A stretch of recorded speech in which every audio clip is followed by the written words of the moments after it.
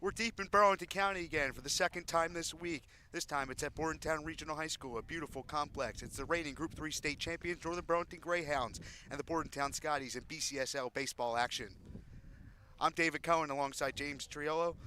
Borden, Northern Burlington, they're coming off the Group 3 state championship, as I mentioned. We had them Monday against Maple Shade in a 7-0 win in dominating fashion. And we talked with Gene Starling beforehand. He said it perfectly. The top five in their lineup are Division I commits. They are a powerhouse. They are to be reckoned with, and Bordentown's got their hands full today. Absolutely. They're coming off a state championship. They're coming off a 7-0 win against Maple Shade. Bordentown also coming off of a win against Maple Shade to start their season. Both teams 1-0. I'm expecting a pretty even matchup today. I think both these teams have a great chance to win. We're going to have to find out and see what happens. Agreed. For the Bordentown Scotties, they have a new coach, Gary Sarno. He's been with a lot of teams in South Jersey and now here at Bordentown. However, he is not here today. He was hit with a foul ball in the face during one of the scrimmages. We are wishing a speedy recovery for him. And assistant coach Wood is leading the helm. He picked up his first varsity win, as you mentioned, against Maple Shade a couple days ago. For Bordentown, they went on an improbable run last year in the Central Jersey Group 2 bracket. They were the 14th seed. They upset Delran in the first round. They made it all the way to the semifinals until they ran into the second seed at Robbinsville, and they ended up losing that. Robbinsville ended up losing in the sectional final to the undefeated Governor Livingston Highlanders.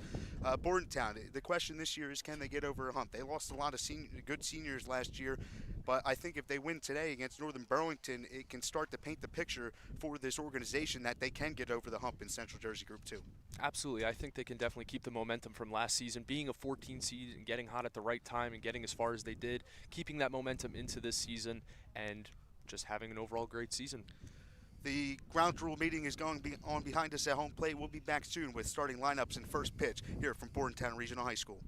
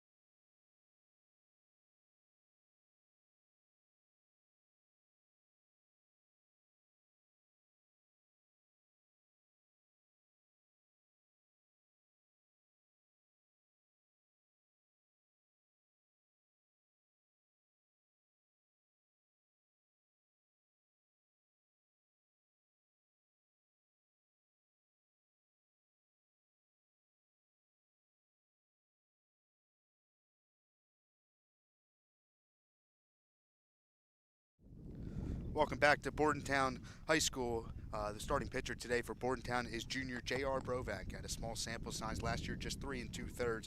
Struck out 2 in that work and a 13.36 ERA. Mostly the small sample size is due to Connor Calora, who graduated. He had 59 innings, and then Andrew Forrester, the senior who pitched in Bordentown's win a couple of days ago against Maple Shade, he had 53 innings last year.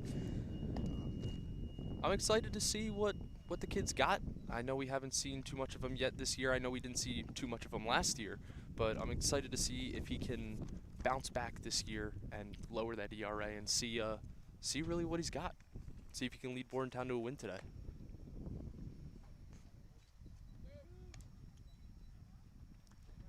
The Northern Burlington lineup, as we mentioned, or as we were about to mention, Wallalack, he will lead it off, play shortstop. Cole Marchetti, he's playing third base, batting second. Liam Bellit, he's catching and batting third. Logan Downey, who we saw on Monday, he's batting fourth and doing the pitching. Jordan Gillio will DH in the 5 spot, as Damian Otto is playing right field position only. Batting sixth is Brender Porkisum, he's playing second base. Batting seventh is Mark Klusman, playing first base. Batting eighth is Gavin Hope, playing left field. And batting ninth is Jake Bartlett, playing center field. I'm really excited to see what Logan Downey's got. We're going to get to see him on the mound and bat cleanup. Not too often you see that at any level of baseball. Even in the major leagues, you don't get to see that too often, a guy batting cleanup and on the mound for his team. So I'm very excited to see what Downey's got in store for us today. Yes, the Villanova commit. He did homer in Monday's game and recorded the final 3 outs in Northern Burlington's 7-0 win over Maple Shade. First pitch of the day is just outside.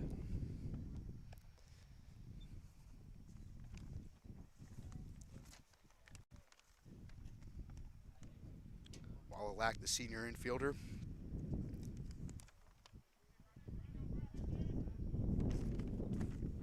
Takes a strike, 1 count.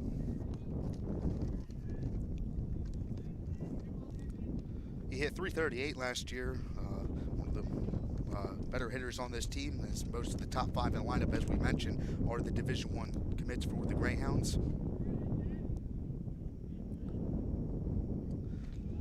Inside 2-1. Very interesting. If you look in the outfield, looks like there's a bit of a shift for the left-handed hitter. Yeah. I wouldn't mind poking one down the left field line. You got a lot of room over there. Maybe turn a double into a triple just because of the room you got. Down left field line, also in left center field, a big gap down there. And Wallalack, he's really speedy.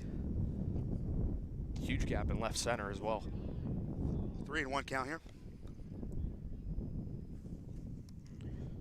Mentioned Brovac, he doesn't have much experience, did not have much experience on the mound last year, just those 3 2/3, and putting him up against the test against Northern Burlington can build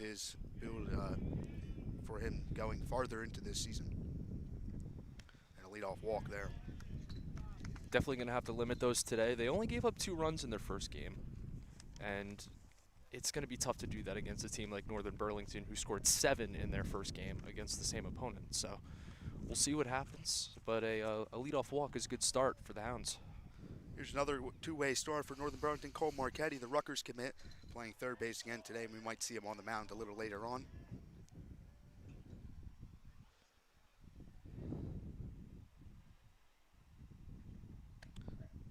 Takes a strike. Marchetti looked a bit puzzled by that strike call. I believe it was a strike, just an interesting way to secure that pitch from the catcher. Just it was called a little weird. I think he was focused on if the runner was going to go, which I wouldn't be surprised if he does here. There he goes. Popped up left field. Wallalack holds there. It is caught and 1 down, and Wallalack will return to first base. That's big for Brovac after the leadoff walk.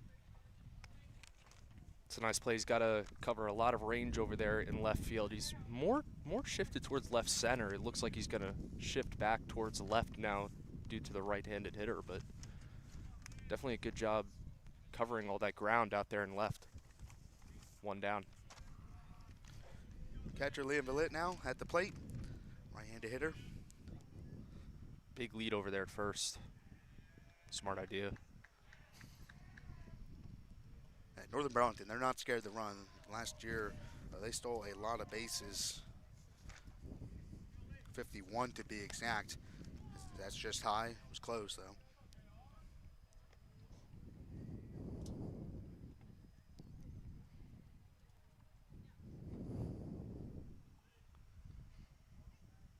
Northern Burlington on Monday, they put up 7 runs, as we mentioned, but the first couple innings they were slow in the cold. Another cold game. I'm a firm believer in that cold games. They just make you tougher, and it's good for later in the season. Absolutely. It's something you don't get to see a lot due to the season starting in the spring. You're really only going to see these kind of games early in the season, of course. You're not going to see these kind of games into May and late May, early June. You're not going to see those kind of games. So it's kind of interesting to see how these players adapt in this weather. Take it for a strike, stolen base for Wallylack. It was almost fell off the base. They got to be careful with that. It did rain last night. Not sure if this field was tarp, but turf, you kind of slide past, and it might cause for some weird plays. Love the sportsmanship right there, helping them up after tripping over second base.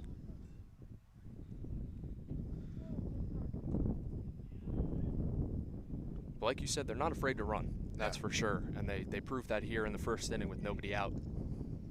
There's a 2-1 count with 1 out here in the top of the first, early on. Excuse me, stolen base with 1 out in the first inning. Swing and a miss. You think we see any movement towards third base on the base path here? Maybe get the runner 90 feet from home with 1 down, or? I don't think so. I think if Villet puts the ball in play, maybe even to the right side. I mean, like, he's holding the runner on at second over there. There's a lot of room over there. He puts one through the hole. Wallylack will score with ease. 2-2 count. Outside, down in the dirt, 3-2. You also don't want to get caught and possibly get a strikeout, throw out, double play with Downey on deck, the cleanup hitter. Especially early on, you have plenty of time. It's top of the first inning, and you don't want to shift the momentum that quickly towards the Bordontown side.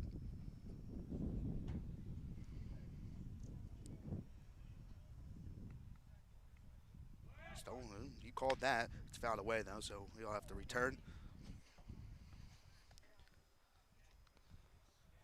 Had an idea he might go just to get 90 feet from home. Then, if he's safe, of course, a ground ball or pretty much anything scores that run. You're not going to see the infield in here in a scoreless ball game in the first inning. So, a ground ball with a runner on third with 1 out would score the runner, but he has to retreat back to second to the foul ball.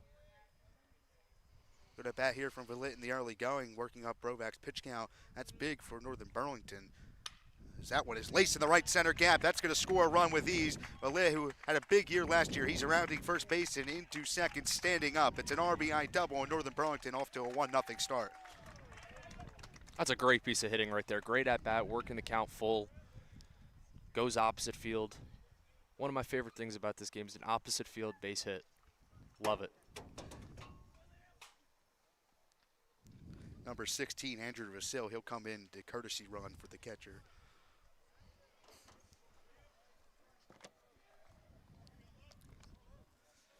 As now that brings up Logan Downey, who looks to help his own cause. As I mentioned, homered Monday to straightaway center field at that hitter's park at Northern Burlington. This is a hitter's park kind of down the line. Left field is not too deep. Right field a little deeper. Not a dream situation if you're a pitcher. Heads up. Wild pitch will get Vasil to third base. Like I was saying, not a dream situation if you're a pitcher to have a runner in scoring position with Downey at the plate. But let's see if you can work around it and try to keep the deficit here. It's already a 1-0 Hounds. Yeah, Brovac's got to try to limit the damage. I think that's the goal for the rest of the inning now, and try not to get so far behind in the early going.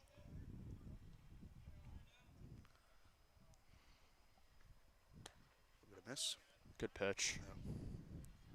Tailed just outside of the outside corner. Got Downey to chase. It's a nice pitch right there.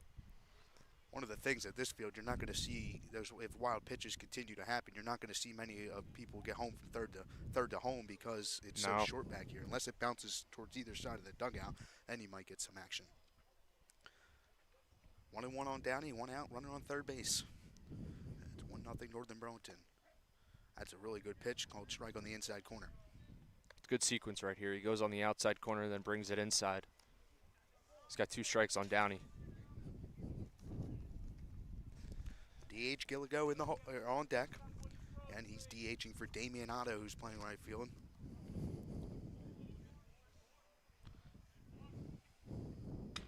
That is out to center field and lined. caught. Tagging up is Vasil. It'll be a sac fly for Downey to help his own cause, and it's 2-0 Greyhounds. It's a great job by Downey right there. Another good at bat. Another ball put in play by these Hounds with 2 strikes in the count, and also stellar play out there in center field. Maybe dove a little bit early, but still was able to make the play. But the Hounds now up 2-0. That's Cashimano out there. Good play. Kind of dipped down with the wind, but managed to still get it before it hit the ground and get out number 2 here. Let's bring up Jordan Gilligo. We saw him pitch on Monday. Dan and I. Dan, who's producing today for us, as that's taken outside. And Gilligo was awesome. He struck out a bunch in that game and just commanded the strike zone against Maple Shade. Yeah, struck out 8 in that game, to be correct. Strike 1-1. Provac, he's working the corners well. Just Northern Burlington has put some of those balls in play, but Provac, it's not too bad in the early going. No, he's hitting his spots. I think this Hounds lineup is just extremely talented, and they're making him pay for any little mistake that he possibly makes so far. But he's got to settle in, keep it here. Plenty of baseball left. 2-1 count. Plenty of baseball left. Bordentown hasn't even got the bat yet. Exactly. That's out to center field. That'll get down as Northern Burlington continues to hit in this first inning. Another base runner. See if they can do some 2-out damage here. Plenty of balls hit that way to center field. It's the 3rd one already in the inning. The 2nd one for a hit for the Hounds already. So that ends the stretch of the 5 Division I commits, and it brings up Porgeson. Again, the bottom half of this lineup only had 17 at-bats going into Monday's game, but they showed that they can hit the ball as well in that 7-0 win over Maple Shade. They don't lack offense, that's for sure. Northern Burlington doesn't lack much. They can pitch, they can hit, they got a lot of two-way stars, and that's why they went 28-2 last year en route to a Group 3 state championship.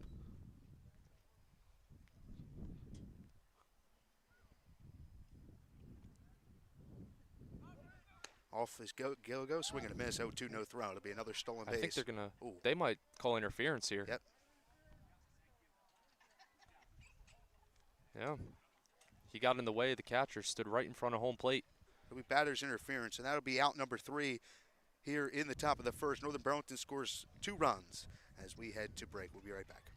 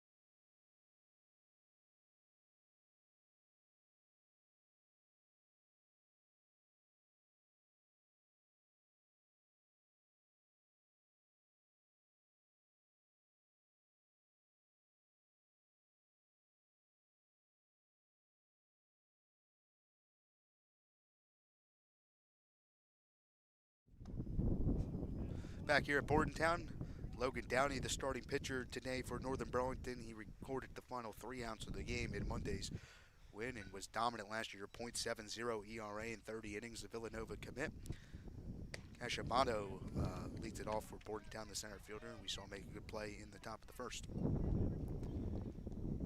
He made this game 2-0 in the top of the first, like you said. He's looking to keep it there in the bottom half of the inning. 1-2.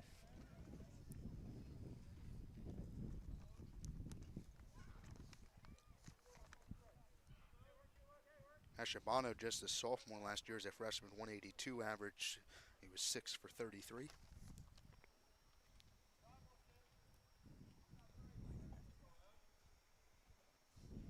One-two pitch. Well, at least I thought it was a 1-2 pitch. I guess that's strike 2. There's a scoreboard out in left center, but it hasn't been accurate in the early going.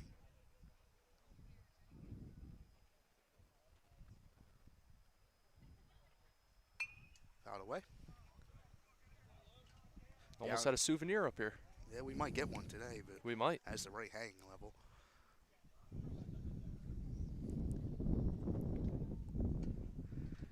Downey, hard thrower again, going to Villanova and a two-way star. We'll see if he continues the two-way play at the next level.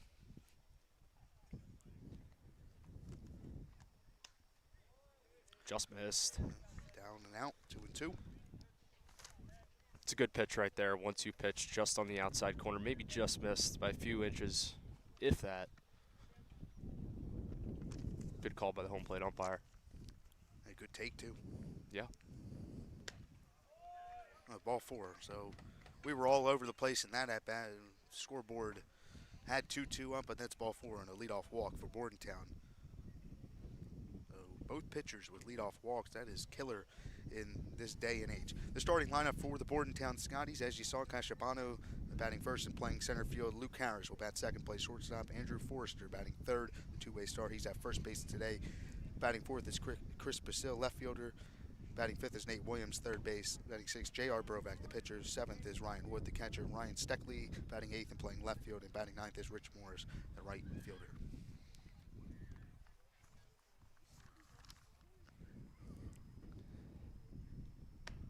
Taking high. 1-1 count.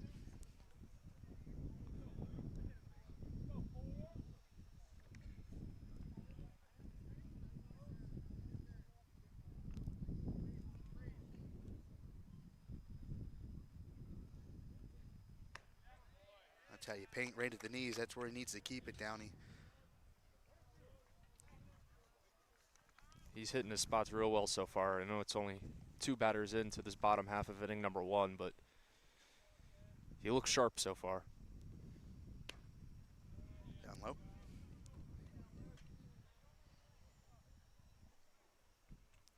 We know he has the velocity. If he can bring the Yes. accuracy, which we also know he can do, if he's able to do that today, he's going to be lights out. Bordentown trying to spoil his day, though.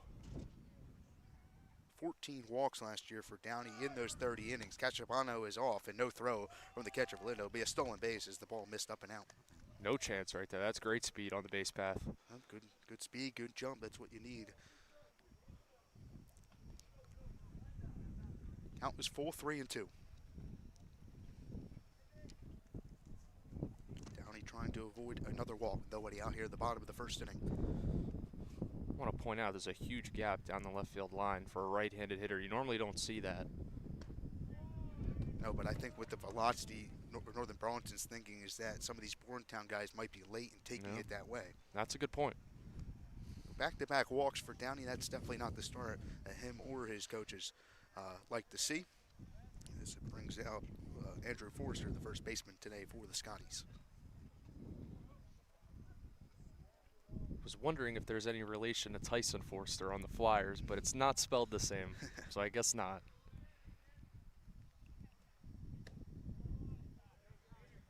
Just missed. It's a good spot right there from Downey. May have just missed that by a hair. He's not missing by much when he's missing. But the umpire's not going to give it to you. You got to bring it up just a tad more. That's right. Swing and a miss. That's a filthy sequence. He goes downstairs on the first pitch, just misses. Then he goes upstairs on the second pitch to even the count. Gets him swinging.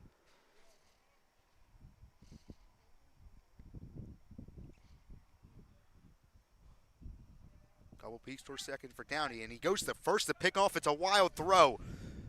Cachabano will go to third base and hold there, and both runners move up on the E1. Kind of a weird thing. You don't really see teams trying to pick off the back runner. No, you normally wouldn't see a pickoff attempt at first. I guess they're trying to catch him sleeping, but with first and second, you normally don't try to pick off the guy at first, and it ends up costing him there. 2 runners in scoring position now, tying run at second base here in the first. Big for Bordentown, trying to get back in this game. It's only 2-0, but if you could tie it and then trying to level that momentum that was going to the Greyhounds side. Just low. Like we said, he's not missing by much. It's just, but another good point you made is that if you're missing by a little bit, you got to bring it up a little bit. That's all.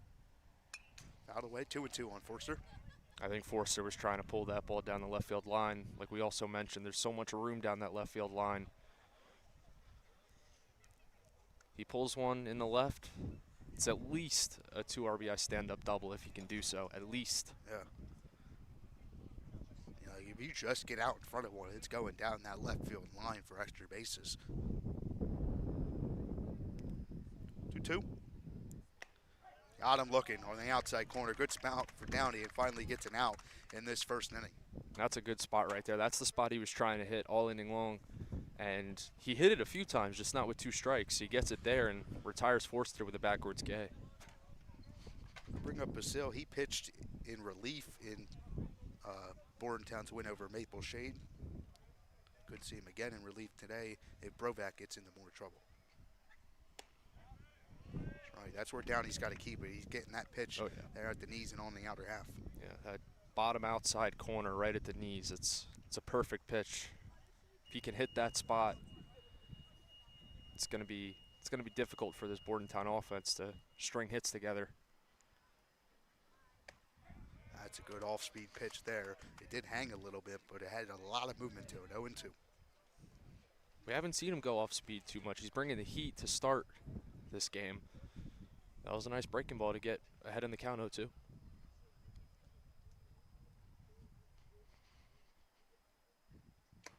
Foul tip into Villett's glove, and 2 down. Another strikeout for Downey. That's a tough pitch to hit. I mean, that had tail inside on a right-handed batter from a right-handed pitcher.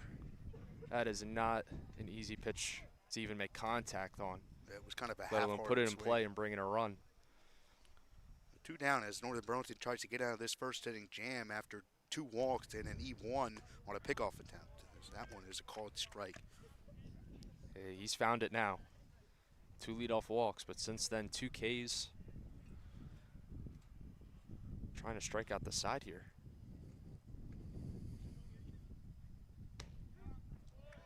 Oh, 0-2. And that's that spot we were talking about right there, that bottom outside corner. A couple batters ago, he was just missing it, as we said, and now it looks like he's finally found it. 0-2.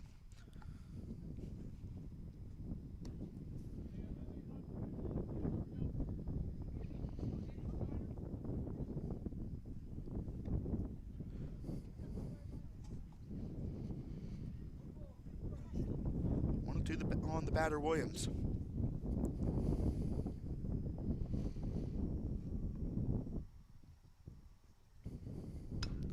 Popped up in the infield and playable for Marchetti. He's there. So after 2 walks and an E1, Downey retires at X3. It's 2-0 Northern Burlington after the first inning.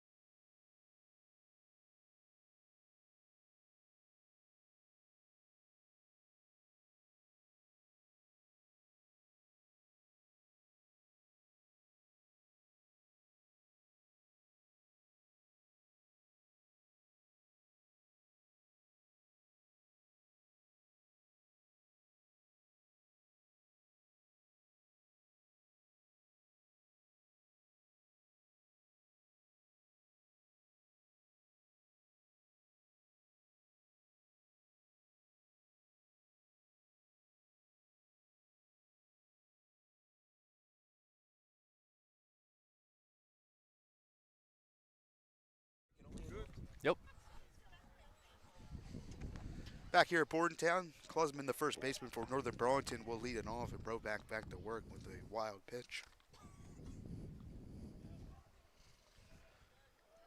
Curious to see what Bordentown's game plan is for the rest of this game. We saw Forster pitch earlier this week. He threw 5 innings, so he's at first right now. He's not eligible today due to the NJSIAA pitch count rules. That's right. Swung and missed. So my prediction is if they need a reliever in this game, it would be Vasil, who pitched in relief in the win the other day. That's right. He threw 2 strong innings for them. Helped them improve to 1-0 on the season.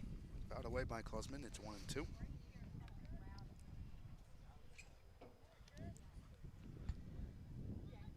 I think the objective and the goal for Bordentown to stay in this game, they have to get out the bottom of this lineup. Like I said, entering Monday's game, the Greyhounds bottom of the lineup only had 17 at-bats. They did hit well in Monday's win, but you have to get them out if you want to survive against the powerhouse. That's grounded to third base, fielded cleanly, and dug out by Forster. Good pick. Beautiful pick from Forster. We see Forster on the mound sometimes. Sometimes we see him at the hot corner at third base. Clearly, he knows what he's doing over there at first as well. Great play. The kid's just an all-around athlete.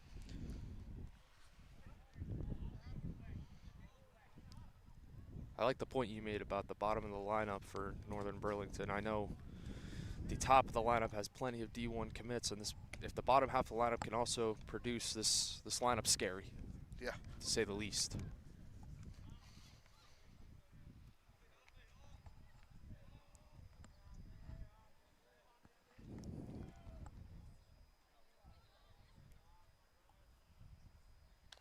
Fouled away.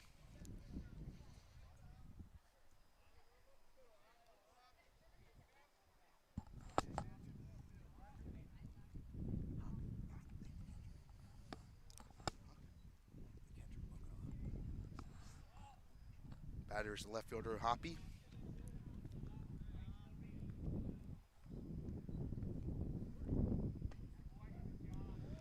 Good pitch on the outside half there, 1-2.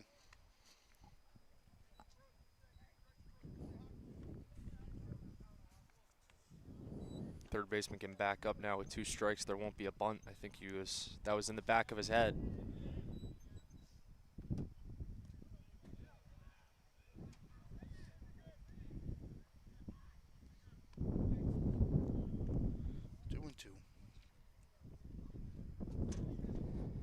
Pretty sure Monday it was Hoppy that laid down a bunt for Northern Burlington. Maple Shade was kind of thrown off. It was a very weird play that Dan and I saw. 2 down low, 3-2. Won't see it this at bat with 2 strikes, but the only time I can ever remember someone laying down a bunt in any level of baseball with 2 strikes, Manny Machado for the Dodgers in the 2018 NLCS, and it worked. He got a base hit. It's the only time I've ever seen it. Well, if you can get it down, it's really not a bad idea to bunt with 2 strikes. But if you strike out on a foul bunt, you look a little silly. 1 out walk for Hoppy. Now to bring up the 9-hole Bartlett. Hoppy says, I don't need a bunt with 2 strikes. I'll just take my free base.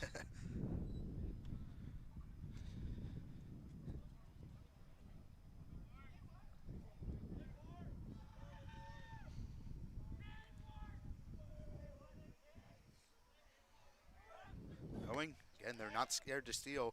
Pitch was up for a ball and a stolen base for Hoppy. Like you said, they're not afraid to run. They've done it a few times already. In the first inning, there were a few runners that had to retreat back to first or second due to a foul ball or a ball put in the air, but they're running all over the place so far, and we're only in inning number 2. If Broback wants to stop that, you got to shaken up your look, step off. You don't even have to throw over. Just change your look a little bit so it's not so predictable as that one's up and in. If we see another walk here, I'd like to see a little mound visit for Bordentown just to give your pitcher a little breather. Seems to be missing his spots by a bit here in the second inning. Just want to give him a breather, find his composure, and get out of this jam. Pitch is up for a ball and another stolen base for Hoppy. So he steals second and third. Now a ground ball probably gets in a run here. 3-0 count. Probably too early for Bordentown to worry about throwing out the runner at home. They got the infield back, not worried about him at all. Almost saying, if you put the ball in play, you can have the run. 3-0. Another walk, so back-to-back walks after getting the first out, the 3 ground out. Now we'll turn it back over to the top of this scaring lineup for Northern Burlington and Wallalack. Yeah, you made a good point saying the bottom half of the lineup for the Hounds has got to produce, and they get 2 walks. They got runners on the corners for the top half of the order. Great job by the last few hitters in this Hounds lineup, getting on base, doing their part. Yeah, your job as an 8 and 9 hole hitter is to turn the lineup back over. Missed down, another stolen base, no throw. You could call that defensive indifference if you really wanted to, but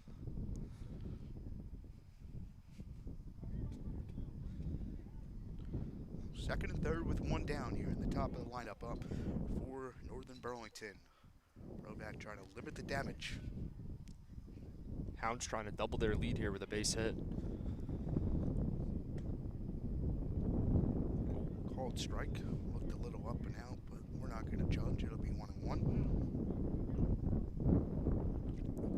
It's not our job, but if it was, might have been called a ball.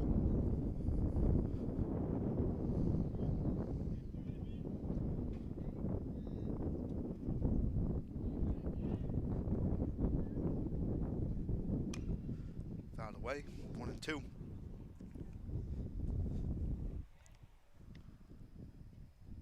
Speaking of the umpires, Dan and I on Monday, we talked about how it's their first couple games too, so they got to get readjusted.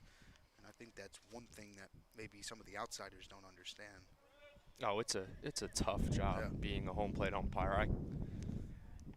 I couldn't imagine a harder sport really to be an official in. I feel like being an umpire in baseball has to be up there for one of the hardest. Fouled away again. Good battle here between Brovac and Wallalack.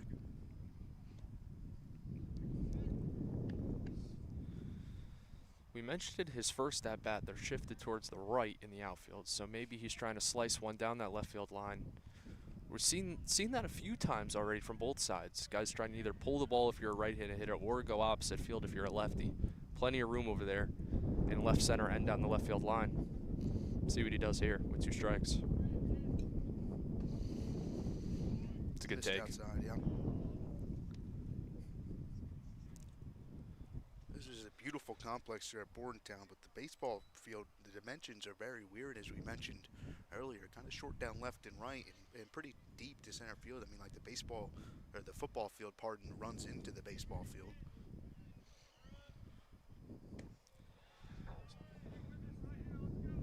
This field reminds me a little bit of an old story between when the Dodgers moved to LA. They were playing the Red Sox in a scrimmage game, or an exhibition, if you will, back in the late 50s. They played at the LA Coliseum, and left field was less than 300 feet from home.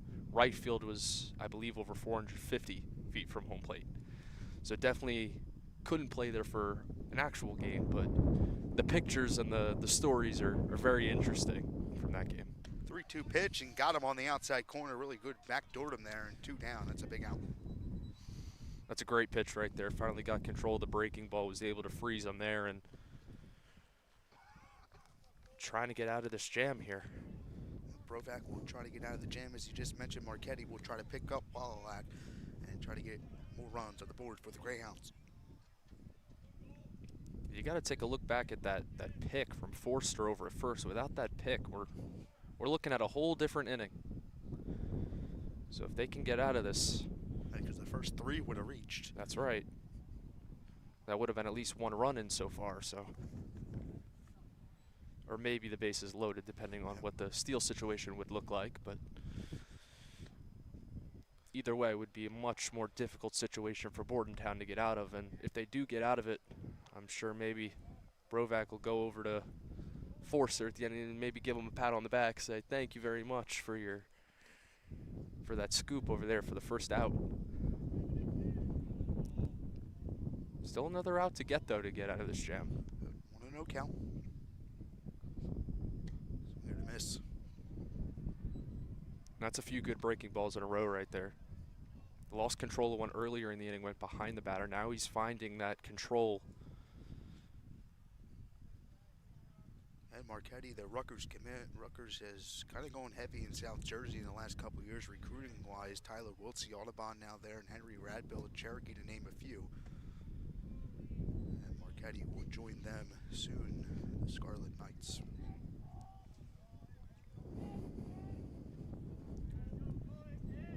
Two and one count. I'm expecting Marquetti to be a little aggressive here. This one's close, I know. Ahead in the count. It's a hitter's count. 3-1. Again, it's hard not to mention, but the left center gap is huge right now. You put a ball out there, he could be going for 3 with his speed. That's right. It feels like we mentioned it about a million times already, but you kind of have to mention it. I mean, look at left center. 3-1 count. 2 down. First base is open, so really no hurt if you do walk him. It's grounded to first base. It's off the base. Tough play for Forster now. He's going to have no play. It's going to be a 2-run infield single because there was nobody at Still home nobody plate. there. I don't think they realize the ball's live. So Marquetti will go to second. That was a really weird play. It's going to be an infield single that hit the base, and it scores 2 runs to make it 4-0 Northern Burlington. Yeah, Brovak thought the catcher was home. I think he just saw out of the corner of his eye the umpire standing at home plate. I think he thought that was his catcher, so he tried to fire home to get the 3rd out of the inning. But there was nobody home, and ball went to the backstop, and good heads-up base running by Marquetti. He advances to second. This is a 4-0 game now. It's a tough break for Bordentown. It's a tough play for Forrester there. You're trying to play it fair to get the final out, then it just hits the base and bounces all over the place, and it leads to 2 runs. If you're Forster, there's absolutely nothing you could have done there. He played it perfectly. He was right there down the first base line. It hits the base, goes straight up. There's not much you can do there at any level of baseball. That's not on Forster, not on anybody. That's just a tough break for Bordentown. If you're the Hounds, you're saying thank you very much. You take what you 2 get. runs, double our lead. That's down the line. That's going to be fair. That's going to roll all the way to the foul pole. If it gets past, it's probably going to be a ground rule double, and it will be. Elite with another double, his 3rd RBI of the game, but it's 5-0 Northern Burlington, and the 2-out damage again. And like we said, that left field line is wide open, but no matter how the outfielders were played, that's a double down the line any day of the week. We'll have a mound visit here from assistant coach Wood, who's filling in for Gary Sarno, as we mentioned in the open.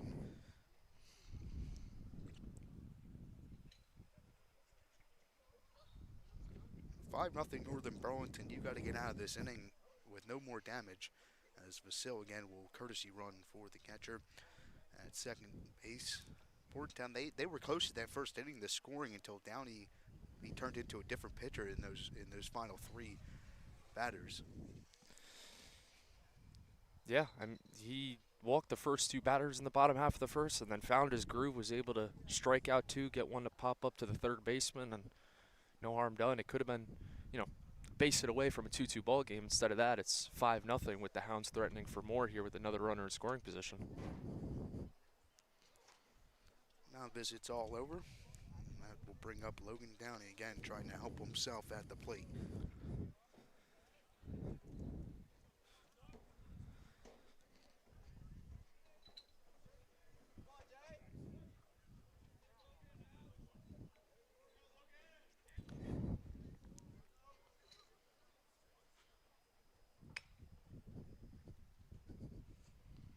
Fouled away. I do want to correct something with Downey when he was on the mound in that first inning. I acted like he was going to Villanova next year. He's actually only a junior, so he'll be back for this Northern Burlington team in the next season as they just continue to get their talent back. I mean, like, they lost a couple guys from that state championship run last year, but again, they are still very deep. It's got 2 more years as a Greyhound, and then he'll become a Wildcat when he heads off to college. And we're seeing it right here. 2 strikeouts on the mound for him, an RBI in the first inning, and a chance for another one here in the second. 2 down, 1-1 count. So that's fouled away down that left field line again.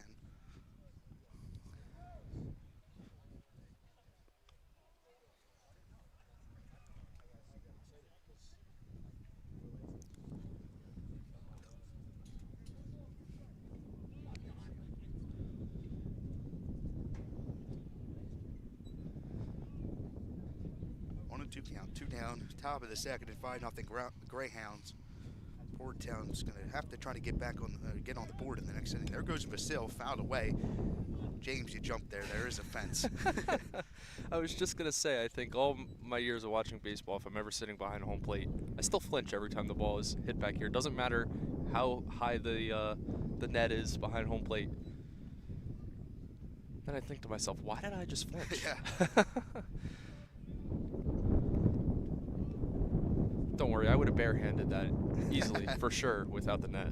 No problem. Roback trying to get out. Vasil goes again. It's a wild pitch. He'll be there with ease, and 2-2. Yeah, we mentioned it early in the game. They're going to be aggressive on the base path. They've been nothing short of that so far.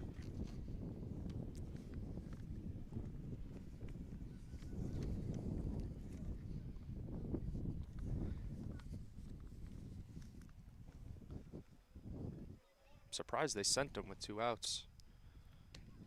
Sent him to third. You're already in scoring position, and you probably don't score on a passed ball unless you get a good ricochet, because like you mentioned before, the backstop isn't far from home plate. But yeah, we'll see if it pays off. I think the runners are picking something up on Brovac. That's why I said you have to shaken up your look, or they're just going to take advantage of it. 3-2 to down. He fouled away again. But you got to step off, and you don't even have to throw over. You just got to step off to divvy up your look, or right. They're just going to keep taking off. Got to get them out of the rhythm. Like you said, they're clearly picking something up here. Something in his windup or out of the stretch, whatever it may be. They've got his number on the base path so far. Another long at bat for Northern Burlington. 3-2 count. We're full with 2 outs and a runner at third base, and 3 runs in the inning. That is grounded to short. Fielded cleanly. The throw over to Forster, and Bordentown is finally out of the inning. 3 runs come in for Northern Burlington. The Lit has 3 RBIs, and it's 5-0 as we head to the bottom of the second.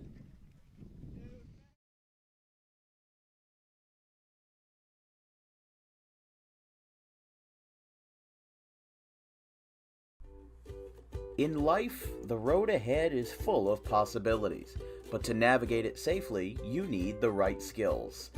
Harper Driving School is the premier driving school serving Gloucester, Salem, and Camden counties.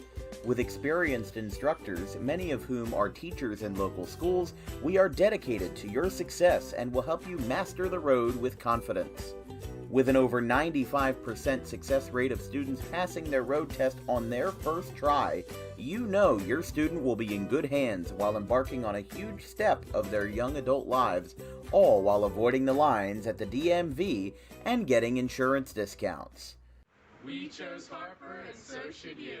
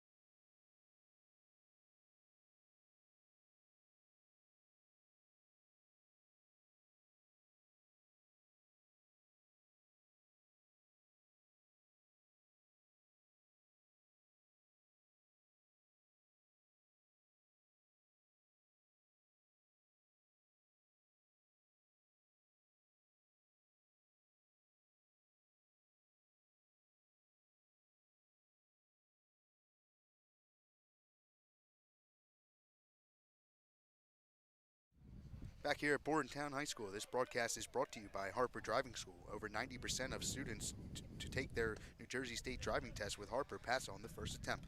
Book an appointment today at 614 Lambs Road, Suite 4 of the Total Turf Complex. Little pitcher-on-pitcher matchup here, but some movement in the bullpen for Bordentown. Wyatt Steckley warming up for Bordentown. Maybe we'll see him come into the game in the third inning. It's out the right field, hit pretty well, going back on it, and caught for out one.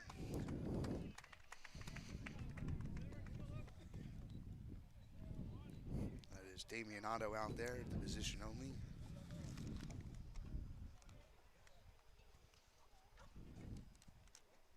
I was just going to say, Steckley is on deck, but he was warming up in the bullpen. I wonder, I guess he's got to stop warming up and step up to the plate here. He's guaranteed to hit. Maybe we'll see him bat third this inning and come into the game on the mound right after. Catcher Wood up for the Scotties, trailing 5-0. So we're going to miss 1-1 count.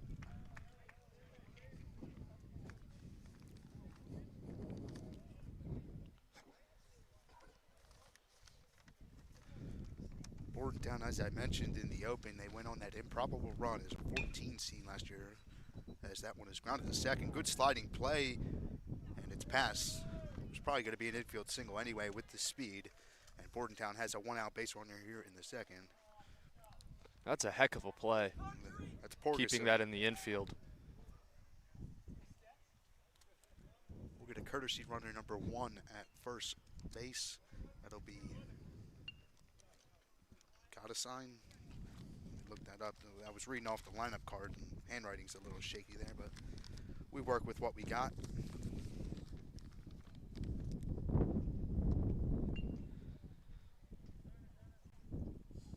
It's going to be Cole Goddess-Min. That's who it was. That one's taken up high. So as I was mentioned, Bordentown, as a 14 seed, went on that improbable run last year in the Central Jersey Group 2 playoffs. They went to the semifinal round. They beat Delran, a BCSL opponent, in the first round in dominating fashion. It was 13-0. It was a 5-inning mercy rule. And then they played Allentown in the second round, which was an 11 seed. But Bordentown actually hosted that game. If you don't remember, there was all that rain last year, and Bordentown with the turf complex, they actually hosted a playoff game as the lower seed, and ended up beating Allentown and then lost to Robbinsville in the semifinal round. Nothing like a good Cinderella story. It's a good time to bring it up, especially in March. March Madness, so that continues tonight. 1-2 on Steckley, who was just warming up in the bullpen. See if he comes in the next half inning. Got him looking. Not much to that, just a straight fastball. 2-0. I gotta say, I just got my house repainted. I'm glad I didn't hire Downey to do it, because all he would have done is paint the corners. It's a good one. I totally haven't been thinking of saying that for the last inning. Definitely not.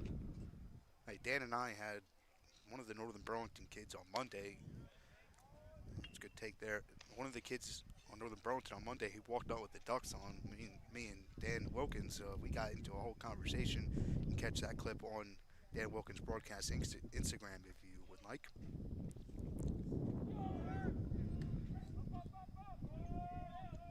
A lot of movement on the base path from both sides today so far. Yeah, team's being aggressive, and Bordentown, they got to do as much as they can to try to get on the board and not get this game farther out of reach. That was a strike, even though the ball was dropped. It'll be a 1-1 count.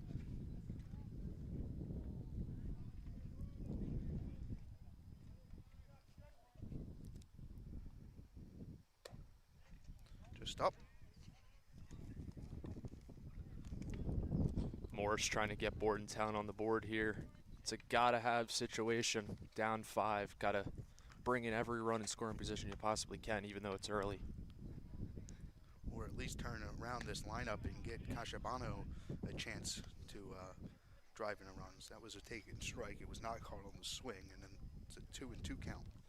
Might be early, but you just gotta chip away, especially down by 5. Yeah, you're not going to get it all in one swing, so your That's objective's right. got to be just chip away and try to get on the board. 3-2. It's a good at bat here from Morris.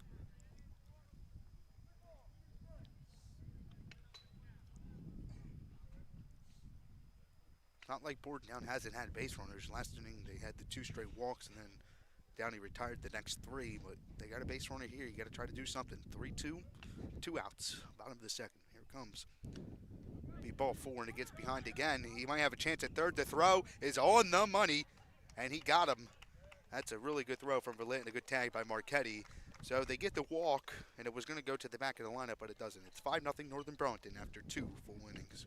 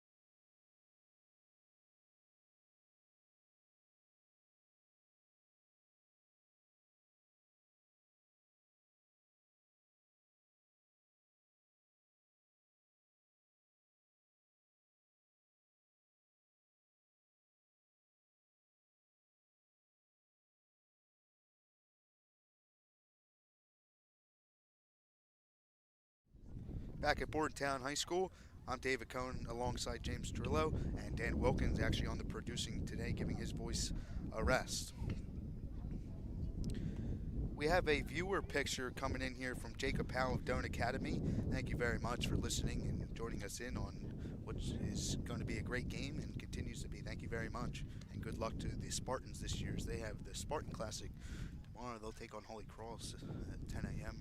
Have fun in that cold weather. Always love the support from people watching from home, wherever you may be.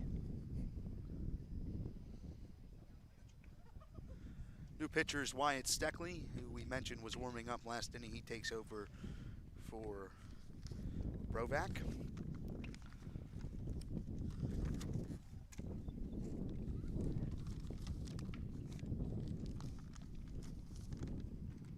Steckley last season as a sophomore, just 2 innings. So another pitcher for the Scotties that didn't have much pitching, but that's kind of what we expected because of all the innings that were ate up last year by Connor Calora, as that one is up the middle, and that will get through. So a leadoff single for Jordan Gilligo, and Northern Burlington has another base runner. Every time we look up, they have one.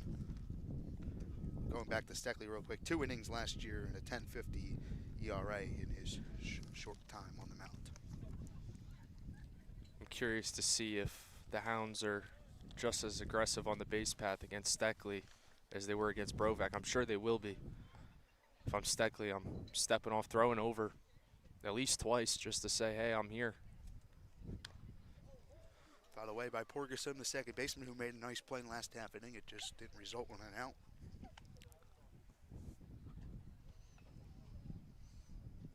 That's a tough play to make over there at second, but I think the turf field definitely helped them with the sliding. Sliding and the that hop, play. yeah.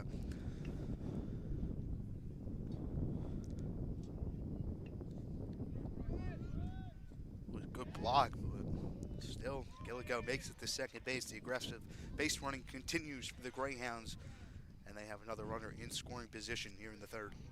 Yeah, we said you know, stepping off, maybe giving him a look was probably best. And, you know, that one was spiked into the dirt, so not much you can do there, but wouldn't be surprised if he takes off for third. Just up. 2-1 count.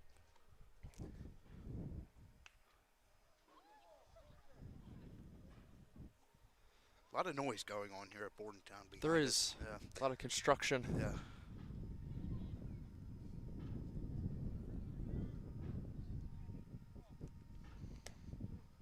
Good pitch. 2-2. I gotta stop looking at that scoreboard because I'm gonna say the wrong thing one of these times. I'll just look at our count here.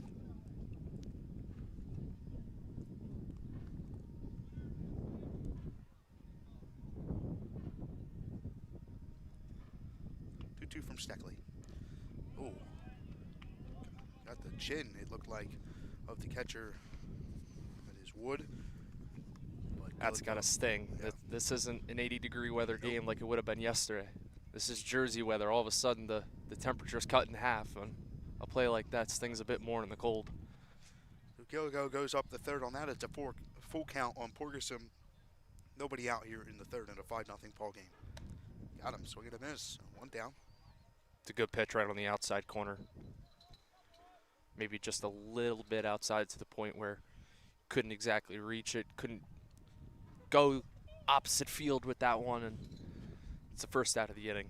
Good pitch from Steckley. I wouldn't mind here if Bordentown brought in the infield down 5-0. It looks like first baseman Forrester, he's in. I was just going to make the same point. I'm surprised that Forrester's over in there third, but the rest of the infield is not. Might be something that Bordentown's coaching staff might want to point out to them. I'm sure Steckley isn't focused on where his fielders are. He's focused on the batter, but if I notice that, maybe I step off the mound and say, hey, you know, take a few steps in or whatever Steckley wants. Hey, because the ball hit to the middle infielders, it's probably going to score Gilligo. Swing and a miss. Been the batter. 1-2 count. This would be a huge out for Steckley after the leadoff base runner.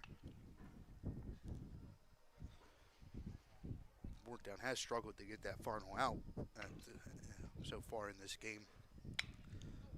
Ooh, just foul. Foul on the curveball there. It was kind of a wonky curveball. That curveball had a lot of velocity taken off of it. More than a curveball normally would.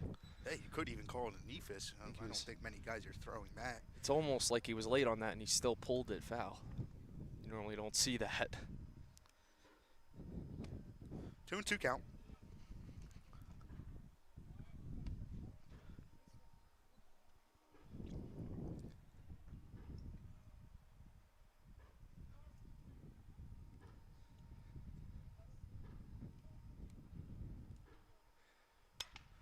Out the left center field. It's hit pretty well. Going back on it is Capsavanco. It is gone. Wow. The 7-hole hitter Klusman, who we said that the bottom half of the lineup only had 17 at-bats, but they did their damage in Monday's game. They come again. It's a 2-run homer for Klusman off of Steckley, and it's 7-0 Greyhounds at the top of the third inning. A lot of blue in the crowd today here in Bordentown, and they're loving it.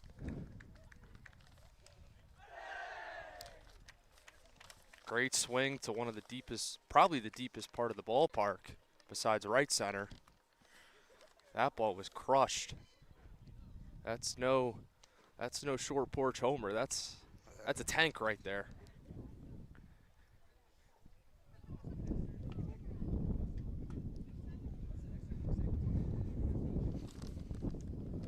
Two-run shot. That was a good poke out the left center field. Taken inside as Hoppy squared the bunt. Said Monday he didn't lay down a bunt, and he stole 2 bases in his first time on base. So the offensive power continues to show for Northern Burlington. Foul tip. I know I'm not the most, go-to you know, I'm trying to think of a way to say this. I'm not the most stereotypical baseball fan. I love a good bunt. I love the old-fashioned baseball style. I don't care if a game takes 5 hours and I'm at the ballpark all day. I'm good. I'm fine with a bunt. Yeah, I love it. I know a lot of people are against it. I think it's a very important part of the game. Grounded the first for Forrester for out number 2. I don't like when people tell me that bunt isn't part of baseball anymore, or that's not baseball. I just simply, that's not true. I think it still works to some point, especially to move a runner over if you need that, a sacrifice bunt, or even some guys bunt for hits. You know, it was funny when there was a runner on third, one out. I actually thought about making a point. Maybe you like to see a bunt here just to bring in the run, but a home run will do. Might be a little bit better. Bartlett swings and misses there. Yeah, a little bit better. Puts you up 7-0 now.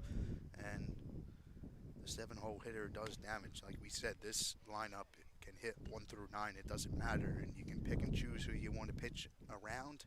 Probably those top 5 Division I commits in the lineup. But the bottom of the lineup can do their damage too. And it's big for Northern Burlington as this year goes on. Yeah, we made that point earlier in the game. And the bottom of the lineup not disappointing so far today. Putting the ball in play, putting the ball over the fence. Swing and a miss. A wild pitch, though. Wood doesn't know where the ball is, and another base runner. And he's going to second. Oh, no. Wow. Everything going wrong for Bordontown right now. Some of those early game jitters, you could say. But a wild pitch strikeout allows a runner to reach. Again, and the top of the lineup is coming back up for the Greyhounds. I wouldn't be surprised if we saw some more motion on the base path either. Get a runner in scoring position with 2 down. If you get thrown out, oh well, you get the top of the lineup up next inning. Squares the bunt up and out. Just going back for a second, Northern Burlington hit 36 home runs last year in 30 games. That's a number pretty impressive. As Monday on the broadcast, we mentioned how they led almost every category, or were close to leading almost every offensive category. As that one is smashed out the right center field. It's going to get out. That's a home run for Wallalack. A 2-run, oh no, yeah. The umpires never made a call. That's why I was confused. But it's a 2-run shot for Wallalack. The second home run of the inning for Northern Burlington puts them up 9-0 in the 3rd inning. And Bordentown could have been out of this inning, as we just saw with that wild pitch strikeout. It just didn't happen, and Northern Burlington takes advantage of it. Now, we mentioned the last home run was one of the deepest parts of the ballpark. That is the deepest part of the ballpark right there in right center. Right field's a little bit further than left field on this setup with the football field in the background in deep right. That was a missile to right center field. Squares the bunt on the first pitch and then hits a home run. Hey, we said we love bunting, but home runs are cool too. Yeah.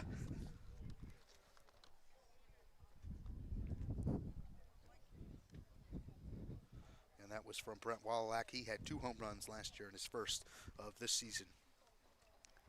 Now Marchetti, the batter again, 9-0 with 2 down here in the 3rd. Looks like Brovak's coming over to talk to his pitcher, try to calm him down after 2 home runs given up this inning. Trying to tell him, hey, you only need 1 more out and then we'll go hit.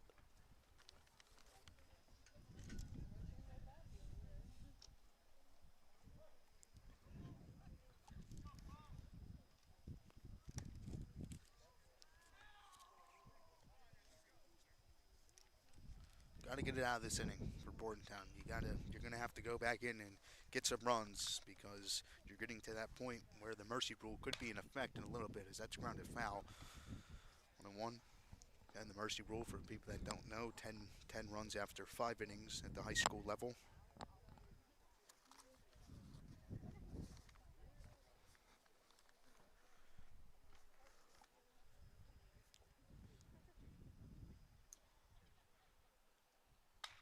That is out the right field, and that is way gone. Cole Marchetti, back-to-back shots. It is 10-0 Northern Burlington as the power continues. Their 3rd home run of the 3rd inning, and that one right down the right field line. The Greyhounds continue their offense today. Another absolute blast here in the third homer of the inning, like you said. And man, maybe we shouldn't have brought up bunting. It was the reverse jinx, I guess. Northern Burlington only needs to hit one more corner for the four-corner home run. Left field with MB, they have one in the left center, one in the right That's center, right. and one down the right field line. That's right. And the funny part about that is the only corner they haven't hit a home run in is the shortest part of the ballpark. Yeah. Hit him to the two farthest, left center and right center. Now visit here. We'll see if there's a pitching change. Again, 10-0, Greyhounds here in the third.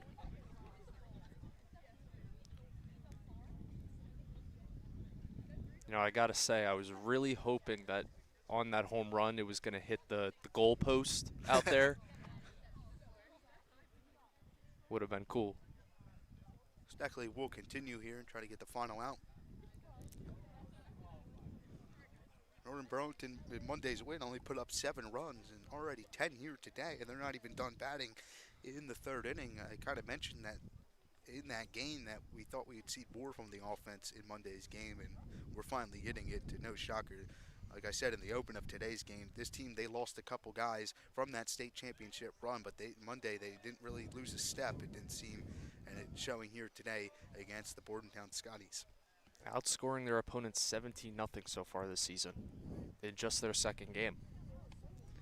Pretty good numbers if you ask me.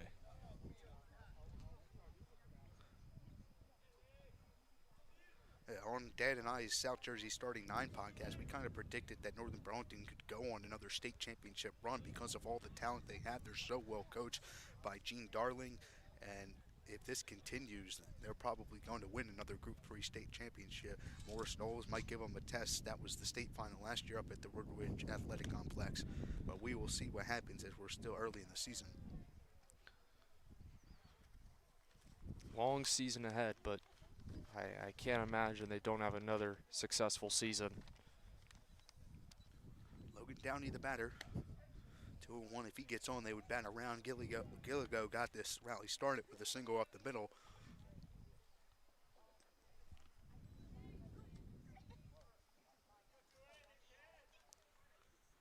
A lot of these runs today have come with 2 outs as well for the Greyhounds.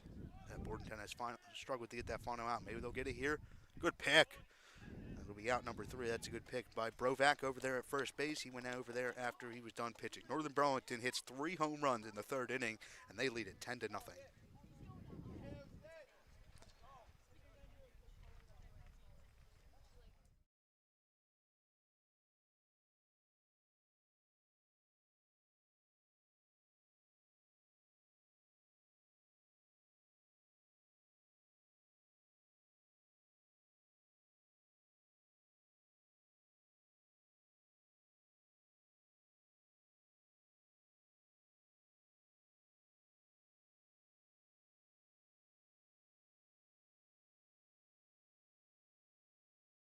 Jersey is the number 2 seed. As we said, they beat Manville 19-0 in the first round, which was even larger than Audubon's 16-0 win over Paulsboro as the 1 seed in the first round. That one's hit out towards center field straight away. Oh, she misjudged it. Got over her head in center field. Now this one's got a chance to be 3 bases for Spire.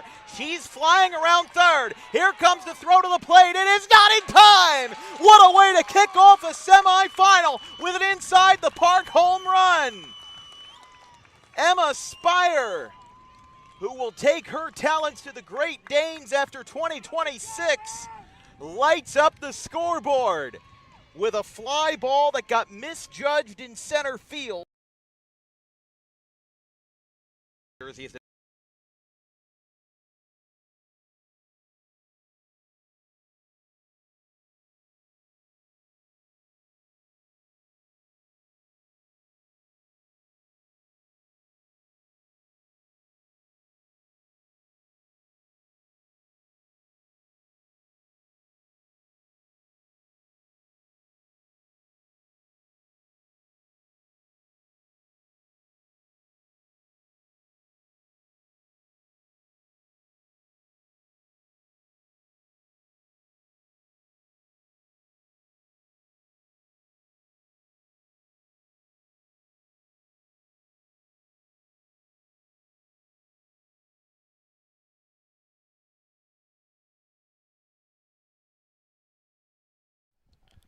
back here at Bordentown, 10-0 bottom of the third. Logan Downey still on the mound. He's now pitched 3 innings this year and hasn't given up a run.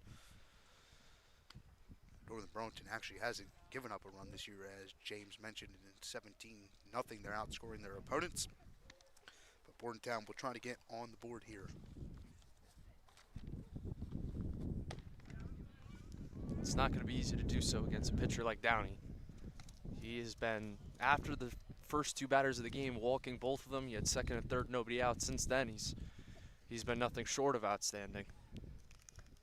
Cashimano, the center fielder, the batter here. The 2-1 count.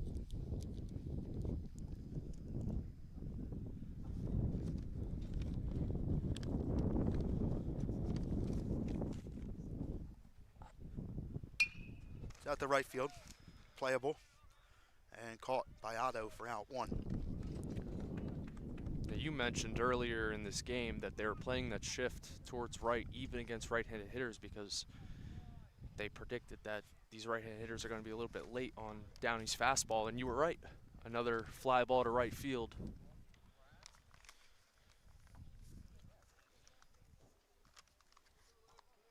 I think Bordentown, they just have to take this at bat by at bat at this point.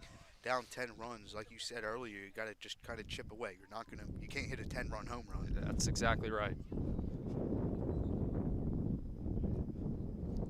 Don't need to, break a window in the school over there by hitting a home run.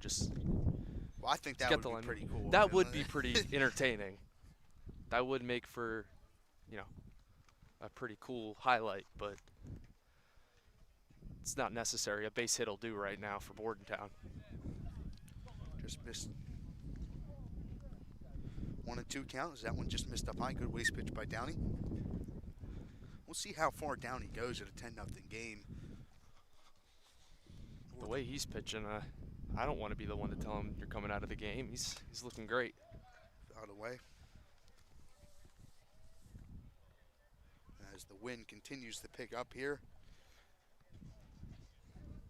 He didn't really pick up until we went on the air, of course.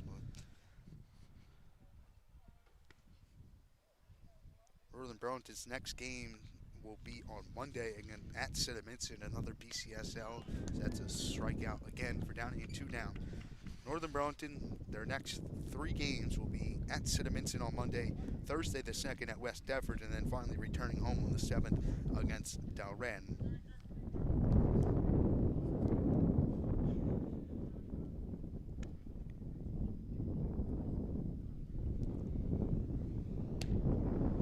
If you're one of those teams and you're looking at who's on your schedule next, and you see Northern Burlington and you're looking at the scores of their first 2 games, you might be thinking, of course, you don't want to not have confidence, but you might be thinking you're in for a tough matchup. Is what I'm trying to get at. That's a 17-0 in the first 2 games, like we mentioned already. A pitcher like Downey on the mound, possibly, if you're on their schedule sometime late next week. I don't think anybody wants to play Northern Burlington right now, but it does make you better as a team. A good competition, I'm a firm believer in, is good. It makes you better for the playoffs. Like Bordentown, they're in Central Jersey Group D too. They're not going to see Northern Burlington in the playoffs, but it makes you stronger. It makes you tougher as a team. Absolutely. And you see a pitcher like Downey, or you just see this kind of velocity, or having to hit the ball in the gap instead of getting on base due to a lot of errors or walks. You're not going to get that against a team like Northern Burlington, so it's definitely some good experience.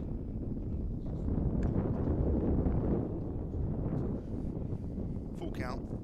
Just mentioning Bordentown's schedule. Their next 3 will be on the road: Monday against Florence, Wednesday at Siddaminson, and Friday at Holy Cross. So return home on the 7th against Pennsauken. Just missed. It'll be a 2-out walk. That's a tough one. Downey can't believe that wasn't strike 3. He was walking back to the dugout. He thought the inning was over, but may have just missed on that outside corner. That was close, though. Good pitch. Better take.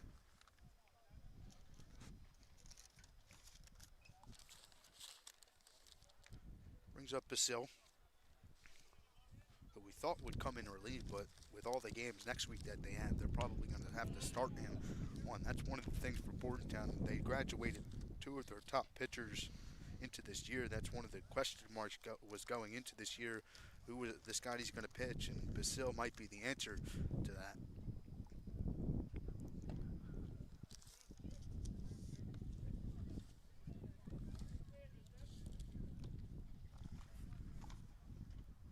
One and one count, 2 outs, runner on first. Again, 10-0 Northern Burlington.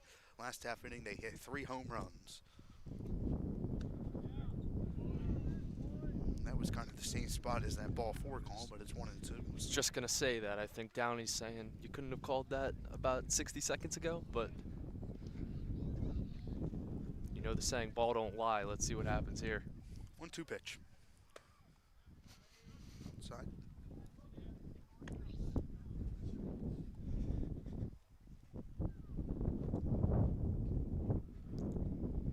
Next week it is supposed to warm up, but we do have a lot of rain in the forecast.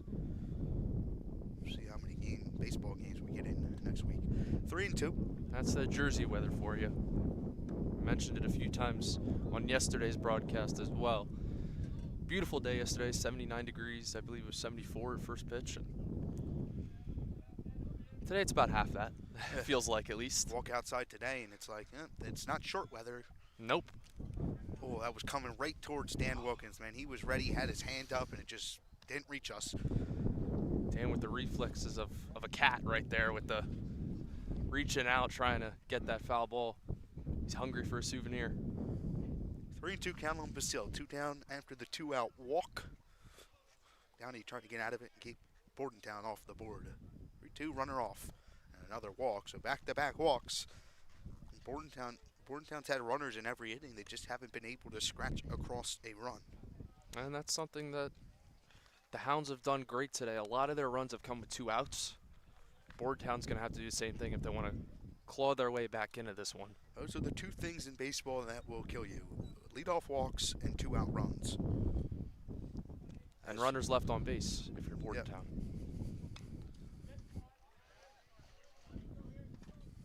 You know, if it weren't for this net, I'd either have 2 black eyes or a bunch of souvenirs, one or the other. Or no teeth left, yeah. Or no teeth. That's another good point.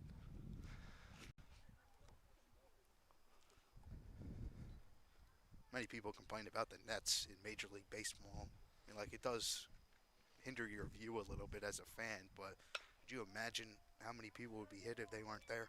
That one is booted, a ground ball, so the bases are now loaded. 2 walks and an E4. Oh, almost got him at second base. He thought it was out number 3. Bordentown, they've had a lot of mishaps today. Wild pitch, strikeout last inning, and now almost picked off at second base after he thought it was out 3, but instead it was an E4. The bases are loaded with 2 outs for the Scotties. Got to be a little bit more heads up out there on the base path, but don't want to just assume it was an out. You got to stay on the bag and make sure that that's out number 3 before you start heading back to the dugout, but thankfully you got away with it there. At Porgeson and Wallalack, they were heads up. They almost got him. Bordentown trying to scratch a run across now. 2 down and the bases are loaded. If you ask them, they'd say they did get him. They were shocked that the call was safe at second. Strike on the outer half.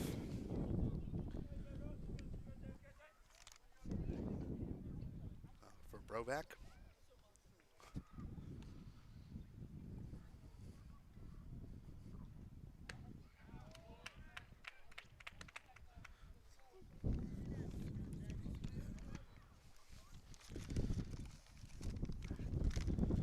For the Burlington's got a pitcher. It's going to be Matthew Lutzker. He's going down to the bullpen to warm up, the senior. Fouled away.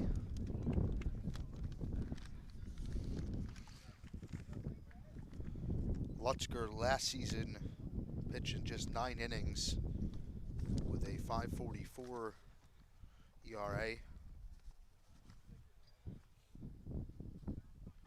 Another team that had a lot of guys that ate up innings. Luca Menino, the top guy last year, 58 innings, who graduated. That was one of their bigger losses, especially on the mound. And that's why Downey and Marchetti, who both ate up in even 30 innings last year, they're going to see a little bit more time on the mound this season. I think Downey was a little frustrated that wasn't a called strike. He's had some close ones on the corner. It's 1-2 on Brovac with the bases loaded and 2 down, and a swing and a miss. Downey gets out of another jam, his second one today, and Northern Burlington once again escapes a jam and keeps Bordentown off the board. It's 10-0 Greyhounds heading to the top of the 4th inning.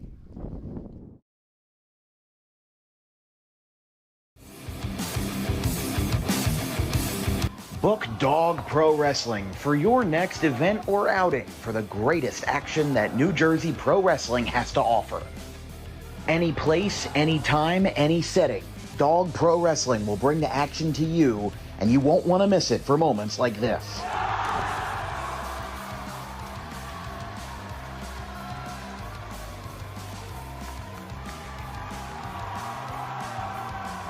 But don't just take it from me. Take it from Max Mundo, the Dog Pro Wrestling ambassador. This is Max Mundo with Dog Pro Wrestling.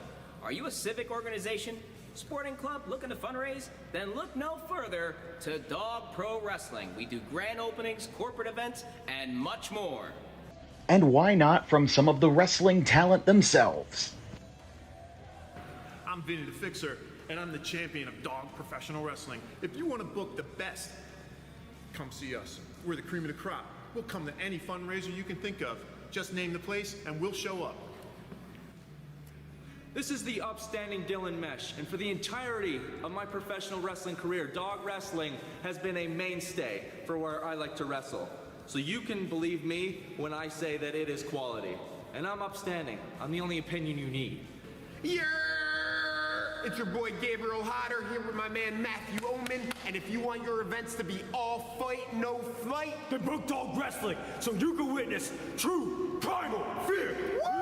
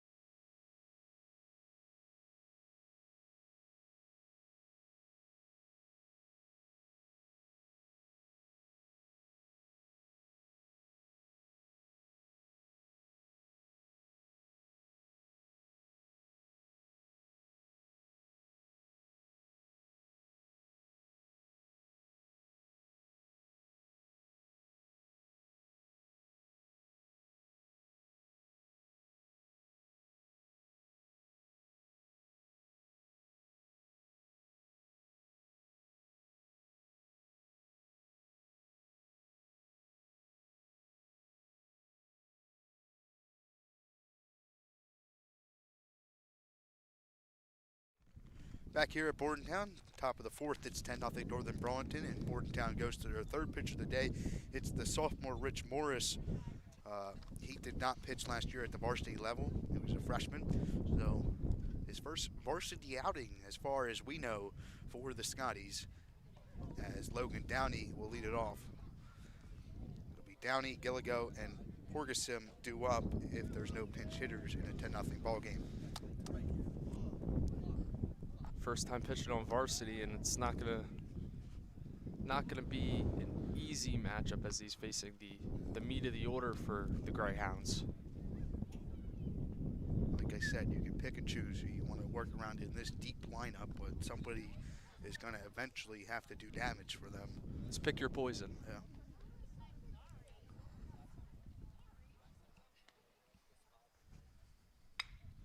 Grounded to third base, good pick there. And all the way over to first. It's a really good play, and out number 1 of the 4th. That's a real nice play. That ball was hit hard. And it might have helped a little bit that it's turf. Maybe you don't have to deal with the bad bounces, but very nice play over there at the hot corner. That is Forster. He went 1st to 3rd. Forster with a few nice plays in the field. Had a nice pick the other inning. Got them the first out in the 2nd inning. Now he goes over to the other side of the infield. Makes another nice play. Gilligo, who's had a nice day, he's up now. He's a strike.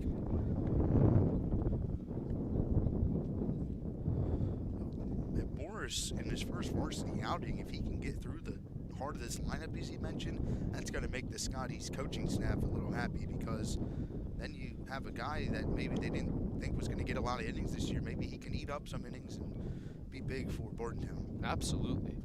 And it doesn't matter if you need help from your fielders, such as Forster over there at third, or, you know, if it's a strikeout.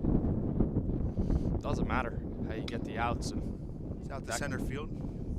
Not as deep as the home run balls, and that will be out number 2. 2 quick outs right there from Morris. Good work so far.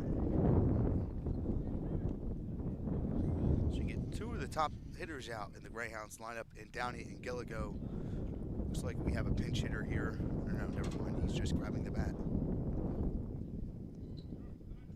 We do have a pinch hitter. When there's 2 guys out there, you get kind of confused who's grabbing the bat and doing their work and hitting. It's going to be number 9 for Bordentown. That's Christian Goulon. Number 9 versus number 9 here.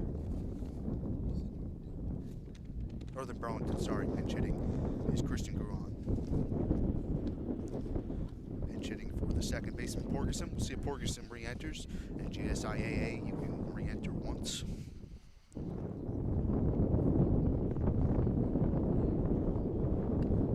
Out away, 1-1.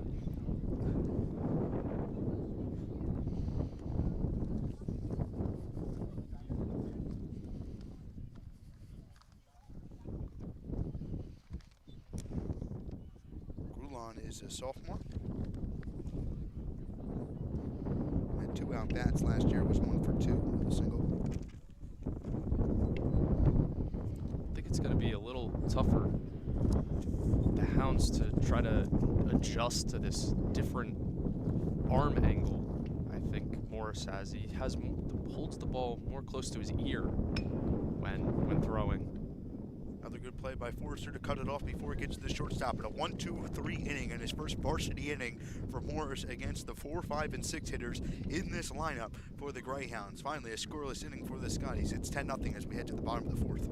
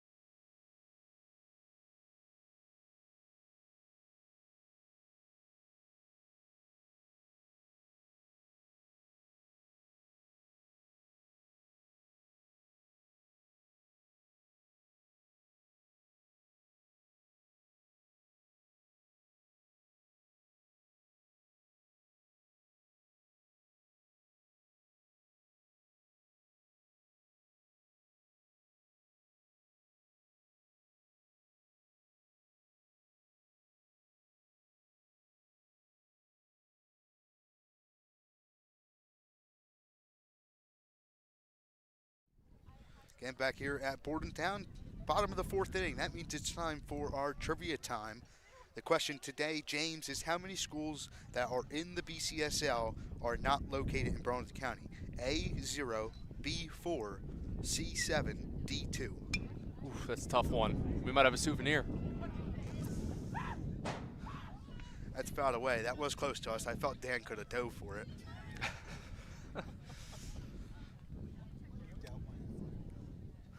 That's a tough one for those listening at home for trivia this evening.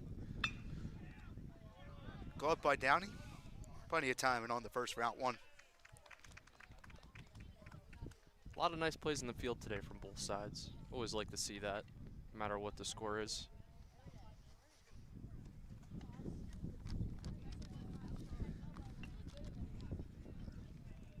I got the trivia question wrong yesterday, so I got to bounce back today. Fouled away that one, another one that was coming right in our direction. Torgerson did not re-enter at second base. It's still Guruan out there. Pretty sure that is the only change so far for the Greyhounds. 0-1. Just missed. Downey's really thought he might have some of those calls, and it's just not going his way. It's just a little bit outside. Most of them, thankfully for him, are going his way. He has been able to hit that spot, get the hitters to chase even if he just misses the Scotties. He loves going to that bottom outside corner. It's something, if you're Bordontown, you'd like to take note of. Yeah, with that, it's hard to do. It's hard to do anything with that outside pitch. But if you're Bordentown, you got to take that the other way. You're not going to pull that in that location. 1-2 with 1 out, nobody on. Fouled away. Yeah, he goes for that spot again, and now we know why the outfielders are shifted that way. It's because Downey loves to hit that outside corner right there. Maybe try to get the hitters to either obviously swing or miss, or if they do make contact, go the other way and have the ball land right into the glove of the right fielder. That is laced up the middle. Good piece of hitting there. A 1-out single for Bordentown. Again, all 4 innings they've had a base runner, just have not been able to scratch anything away. Downey has been able to, he's worked himself in and out of trouble pretty quickly, and that's probably gonna, that's gonna do Downey's day. It'll be 3 and a third inning, for Downey. He was very good again. No runs for the Villanova commit, and they will turn it over to number 33, Matthew Lutzker, who we said was warming up a couple innings ago. He takes over with 1 out in the 4th and a 10-0 game.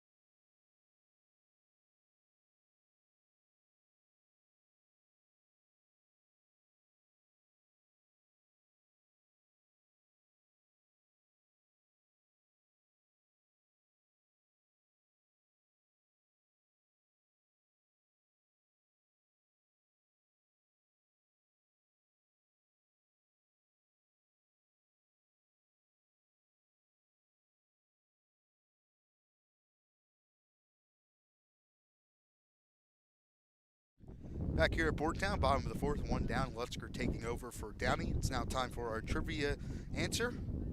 Again, the question, how many schools that are in the BCSL not located in Burlington County?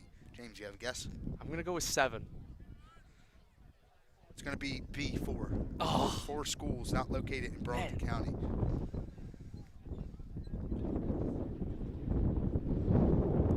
I'm 0 for 2 so far in trivia. And this is the producer, Dan Wilkins.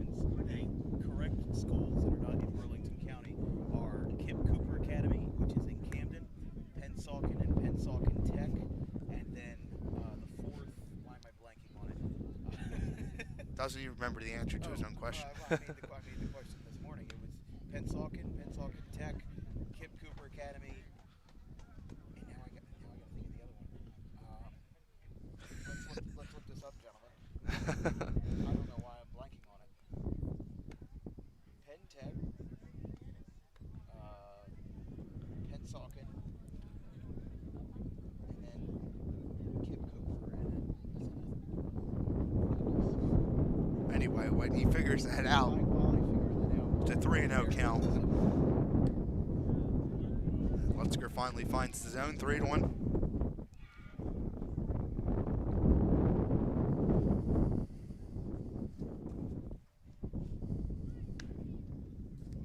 Thrive Charter is the other one. I forgot about them because they don't field a baseball team, but they are in Mercer County, and then the other three I mentioned are in Camden County, and there used to be as many as 6 back when STEM Civics and Trenton Catholic, which were both in Mercer County, and both eventually closed, ended up in the BCSL. Back to you guys, David and James. Lutzker walks his first batter. That makes it first and second with 1 out. Downey, who went to first base after he's done pitching, he's in on the grass protecting for a bunt. And he does not square. It is taken for a strike.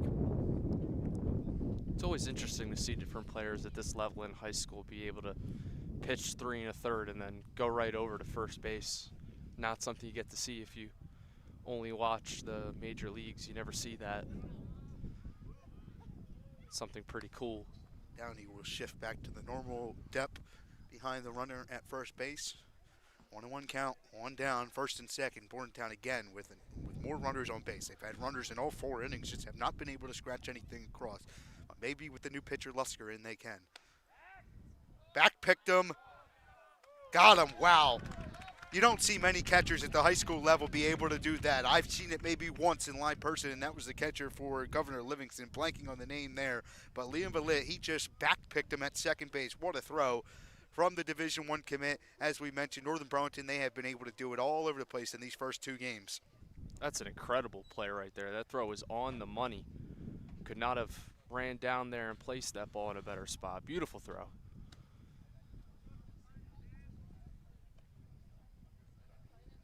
2-2 count, 2 down now after the back pick. Unbelievable play. And again, not many catchers in high school baseball can do that.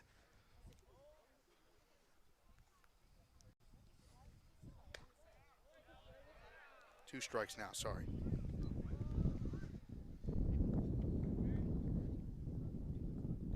That wasn't Dan's fault on the producing, by the way. I'll take the blame for that one. Again, whoever's doing that scoreboard, no disrespect, but they've been asleep today. 3-2. With 2 outs, runner will be off on the pitch.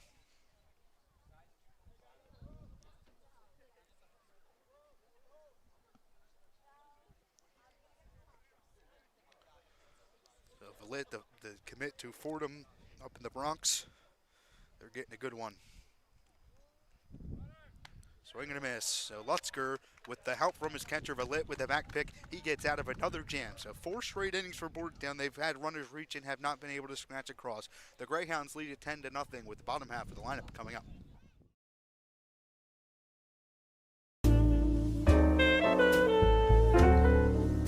May is Mental Health Awareness Month. It is the responsibility of all of us to make sure that our friends, family, and anybody who we hold dear in our lives is feeling well. The problem with spotting mental health issues is that the symptoms aren't that obvious. Just because someone is okay or appears okay on the outside doesn't mean that they're okay on the inside. It's important that if they are in distress, that they call the right people and they get the help that they need. And it is very important that we treat each other with respect, regardless of who you are or where you come from. But it is just as important that we treat ourselves with respect, regardless of the situation going on in our lives. If you're in distress, you can call this number, 988, or you can visit any of these websites if you're not in distress, but would like to learn more information about mental health awareness and research.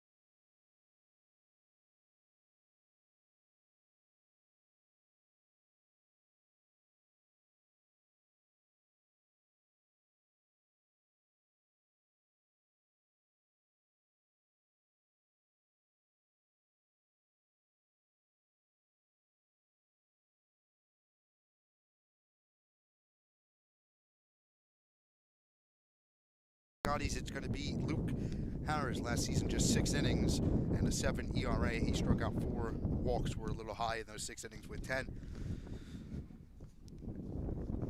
Batter for Northern Burlington will be Kutzman, who homered earlier in the game, left center field. It was the first of 3 in that inning, the big inning for the Greyhounds. Round to the third base, soft roller, tough play. Coming in on the run. It was a good play, but the speed of Kutzman will beat it out. An infield single for Northern Burlington to start this 5th inning. It's a heck of an effort right there. Just kind of hitting no man's land. Not able to make the play. Good speed. He's aboard with a leadoff single. Doesn't matter how. They don't ask how, they ask how many. Well, it's a line drive in the scorebook. So. That's right.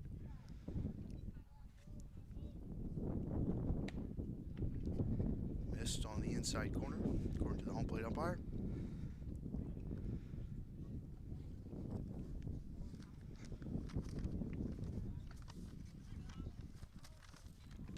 Good move right there, trying to keep an eye on the Hounds. They've been running all over the Scotties today, and Harris is trying to keep an eye on them. Oh, right over our head, a foul ball, and that one is going to roll down the hill. Have fun. Lay out for it, Dan. Hoppy was scheduled due up. We do have a pinch hitter. It's going to be Jake Vasil. So now both the Vasils for Northern Burlington have been in the game. Andrew courtesy ran a couple times, and Jake getting an at-bat here. The 2-1 count. Both Vasils juniors. I'm going to take a guess and probably confirm that they are related. Fouled away again, 2-2. Hounds trying to get some insurance, which sounds weird, up 10, but insurance for the run rule, that is. If they can hold this lead, they would win in 5 innings. But not if Bordontown can hold them here and score at least 1 in the bottom half of inning number 5. Then the game would continue. Yes, 10 runs after 5 innings. The rule that is all season is. That is laced. A pinch hit in the right center gap. It's going to be for extra bases. Kutzman speed, he's rounding third. They're going to wave him in. It's going to be a pinch hit double, RBI double that is, for Vasil, and it's 11-0. They got that insurance, as you were just mentioning, for the run rule. A pinch hit, RBI double for Vasil. Gotta love an opposite field base hit. We mentioned it earlier. One of my favorite things in the game is going opposite field. Love to see it. Northern Burlington has done what we said they needed to do at the plate. Hit the ball in those wide open gaps. There's a lot of gaps on this field. Like I said, the dimensions here are a little weird, even though it is a beautiful, beautiful complex. Don't get me wrong. But there's a lot of room down the lines. There's a lot of room in the gaps, and it's a little tough to play for the outfielders. That's going to hit them in the back. Tough one. It'll be first and second with nobody out for the top of the lineup again. Hounds dugout giving him a hard time for that hit by pitch. Just lost control of the breaking ball, obviously no intention.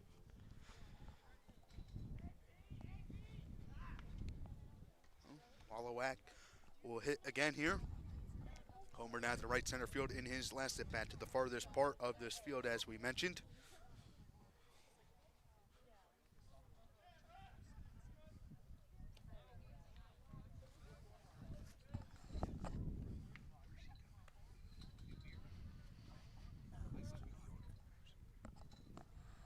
Wallowak, the Mariners commit, just one of the 5 Division I commits, as we have said all day today on this Greyhounds team, and they make up the top 5 in this lineup.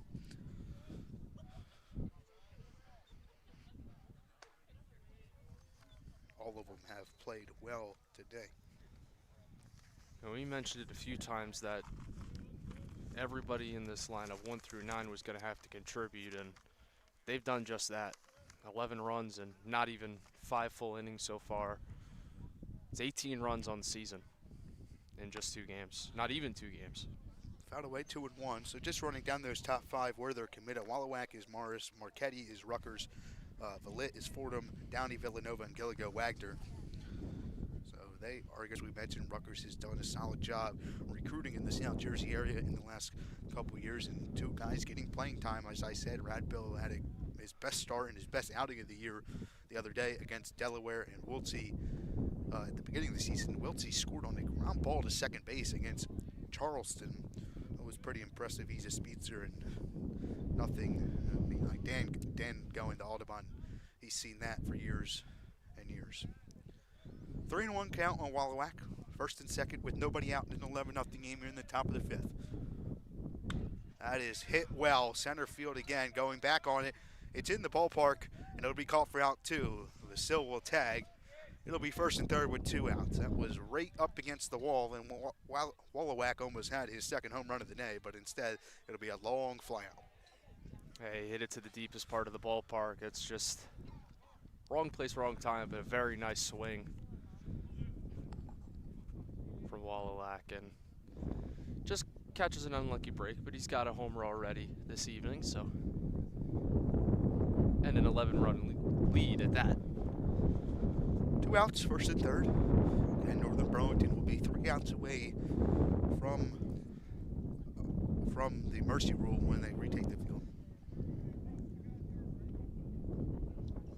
So all 5 of those Division I commits for Northern Burlington are committed to with 3 hours within the high school there in Columbus or Mansfield, whatever you would like to call it. So yeah, they'll be playing baseball at the next level on the East Coast. Again, some of them will be back next year for the Greyhounds. Taking on the outside half, it'll be 1-1. With this chilly weather today, it doesn't feel like we're on the East Coast. It feels like we're in Ann Arbor, Michigan or somewhere like that. Antarctica. Yeah. But if the wind wasn't here, it wouldn't be so bad. I don't think. I would agree with that. Up the middle, good play. It'll be out 3 in the fifth. So Northern Burlington adds 1 more. That's out number. Could have sworn that was out number 3, but apparently not. RBI ground out for Marchetti, and it makes it 12-0. Sorry about that. So 2 outs now. 2 runs in this inning so far in for Northern Burlington. 2 outs, runner on second base. An RBI ground out for Marchetti as he adds to his RBI total for the day. And it brings up the catcher, Billet, who we just saw make one of the best plays that we've seen in a long time at the high school level. Down low.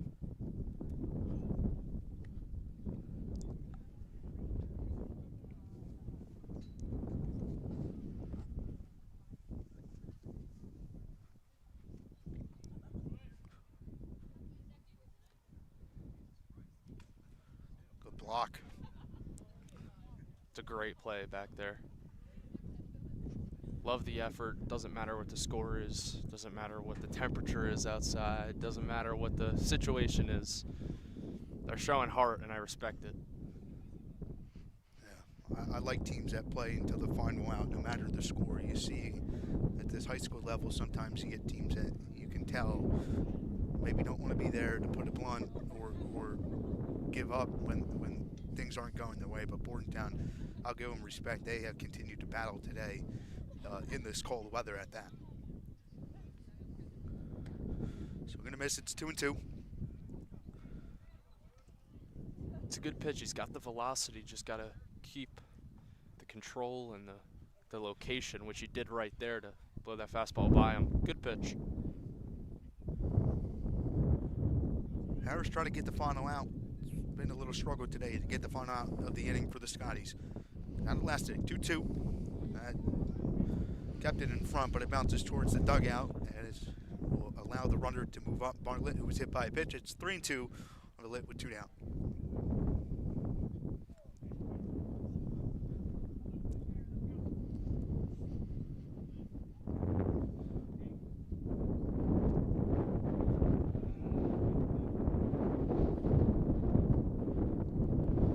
Payoff. Grounded to short, hit hard, fielded on the first, got to hurry up, and got him. So that would be the 3rd out in this inning. Northern Burlington adds 2 runs to make it 12-0 and are 3 outs away from moving to 2-0 in this season.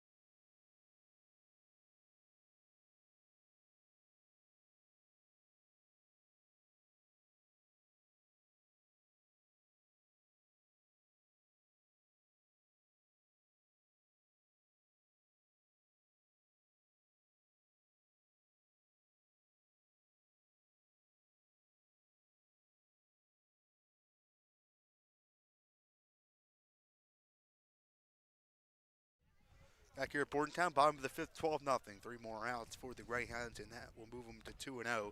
First pitch of the inning from Lutzker is taken for a strike. Do have a change at catcher. Will Alexiev is now doing the catching duties as Valit exits the game in a 12-0 game. Yeah, some late substitutions here, up 12 runs. Yep, Alexiev the junior. So he'll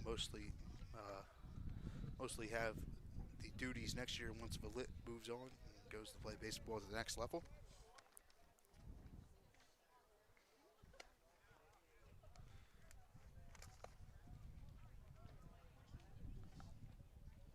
Three and one on the batter.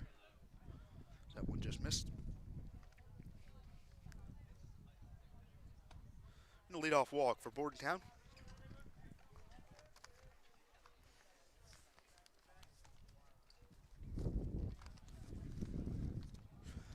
Bordentown would need 3 runs to keep this game alive and move it to the sixth inning.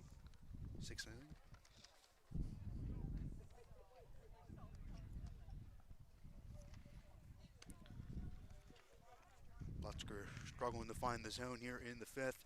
Leadoff walk in the first pitch here, misses up and out.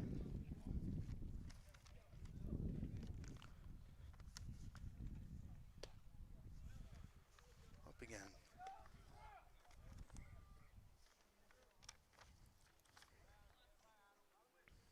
Big lead over there at first. Might see some action. Taken for a strike, 2-1.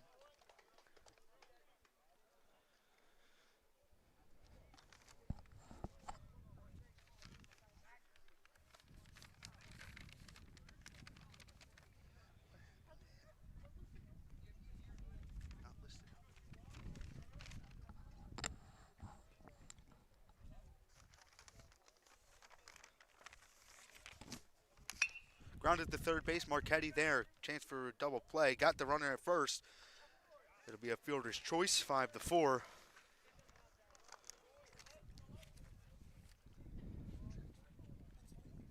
It's good hustle right there, beating that out, avoiding the double play. Yes, one down here. All after the fielder's choice. So they erased the leadoff walk, kind of.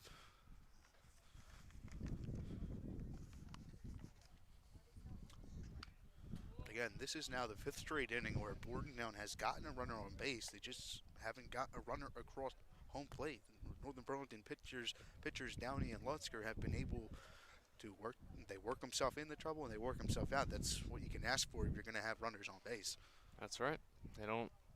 Doesn't matter how many runners you let on base as long as they don't get to home plate.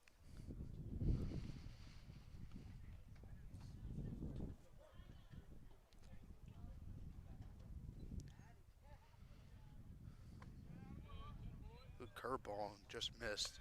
That just missed on the inside corner. Just broke a 1/10 of a second too late.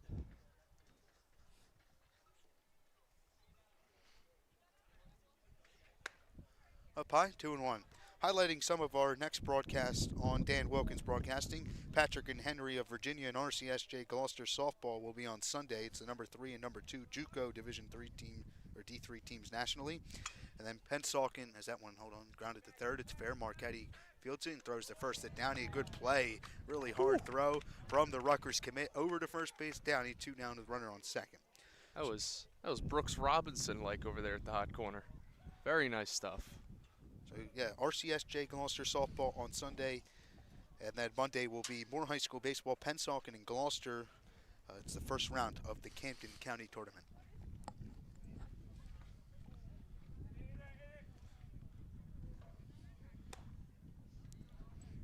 First pitch, misses outside 1-0. So 2 down runner on second here. Northern Burlington 1 out away from starting 2-0 this season after a 28-2 Group 3 state championship run last year.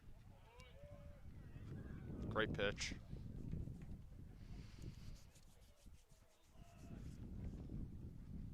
Bordentown would fall to 1-1 on the season.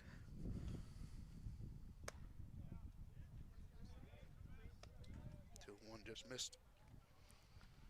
Dan and I on Monday talked about how this week in New Jersey baseball kind of acts like a week 0 that we're familiar with in football. because not every team's playing this week. Some teams are still scrimmaging and stuff like that, as that one swung on a miss. 2-2. Some teams are not starting until next week. Some teams aren't starting until April 1st, April 2nd. So to get these games under your belt, it's a heads up, or it's an advantage for you in some way. The 2-2 is flown out to left field. It's trending towards the line. It is going to drop fair, and Bordontown is going to be on the board. An RBI single with 2 outs in the 5th inning, and it's 12-1. Bordentown finally gets across the board. Again, they've had runners in all 5 innings, but the first run comes across home plate. It almost looked like a check swing there. Not a full swing, but like we said earlier, it doesn't matter how. It just matters if you get on base and bring the run in, and that they did. They're on the board. Dropped it right into the right spot with that much room on the lines that we've said all day. Yeah, that is the first run Northern Burlington has allowed this season. As we said, they were outscoring opponents 19-0 in that point, now 19-1, and it comes here in the 5th inning and 1 out away from a win. So Bordontown kind of play spoiler in a way, you could say. I got him. Yep, skimmed his shirt there. Even though the catcher caught it, it'll be first and second with 2 outs, and that is the run that would send this game to the 6th inning on first base. If he came around the score, this game would go to the 6th inning. Yeah, ball in the gap here could keep this game alive for Bordentown. Rounded to third base, Marchetti, he will touch third, and Northern Burlington in dominating fashion again. They beat the Bordentown Scotties 12-1 in 5 innings. Northern Burlington, they hit 3 home runs. They had runners on. They did 2 out damage all innings, and the pitching from Downey and Lutzker was unbelievable. Pure domination from the Hounds today. That's 19-1. They're outscoring their opponents. They're 2-0 on the season. Heck of a start for them. The reigning champs trying to go back-to-back as state champs as they take this one, 12-1, your final.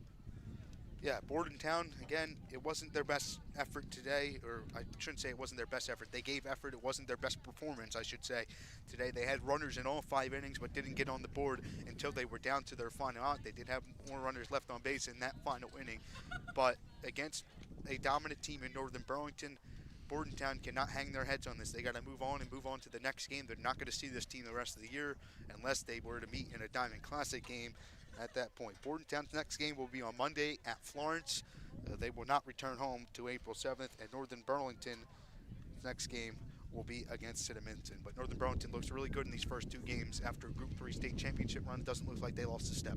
No, not at all. I mean, you mentioned that their state championship last year, you said they haven't lost a step. You're absolutely right. I mean, they've lost talent due to graduating, but they've got a lot of depth, this team. They got a lot of talent. They got a lot of D1 commits. This is an incredible ball club, and I can't wait to see what the future holds for the Greyhounds. Yes, it will be a good year for both teams, and hopefully they keep their heads up and continue to move on. From our entire crew, our social media coordinator, Haley Mejia, our graphics crew, Caleb Lane, Carson Roscoe, and Fisher Gianotti, my producer, Dan Wilkins, my color commentator, James Triolo, and I'm David Cohen. Dan Wilkins Broadcast will be back in action on Sunday for RCSJ Gloucester softball and JUCO softball.